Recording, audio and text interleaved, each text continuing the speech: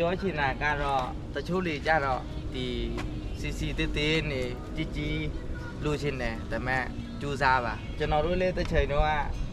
စီတေးသေးနေစလာတာပေါ့နော်125နဲ့စီးလာတယ်125ပြီးတော့ ER ပေါ့နော် ER ပြီးကြတော့ဒီ1900ပေါ့နော်အဲကြောင့်အားမလျှော့နဲ့ပေါ့တချို့လူကြတော့ထောက်လာပြီးတော့တနစ်ကြော်ထောက်ပြီးတော့ဆွဲဆော့လိုက်တယ်မဆော့ပါနဲ့တော့ကိုက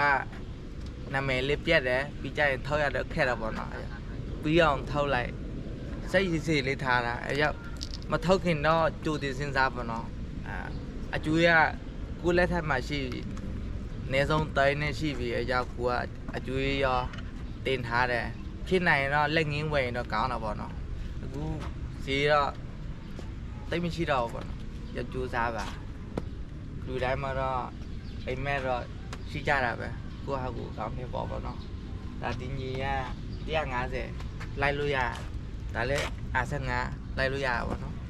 အကုန်လုံးလိုက်လို့ရတယ်အကုန်လုံးကညီကိုတွေပဲအဲကြောင့်ပဲတော်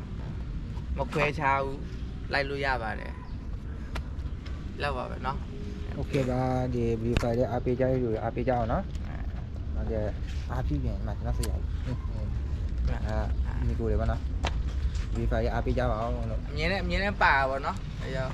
ကောင်းပြီဖြစ်စေဆိုးပြီဖြစ်စေအမြင်နဲ့ပါတဲ့ညီနှစ်ယောက်ပေါ့เนาะဝဒနာတူညီကိုတွေနဲ့တွေ့ရတာအရန်နဲ့ပြောတာအရန်နဲ့ဝမ်းသာတယ်ဗျာပါတယ်ဘယ်တော့အမြဲပါတယ်စနိုင်ပြပြညမှာပါနော်ဒီလိုမင်္ဂလာပါ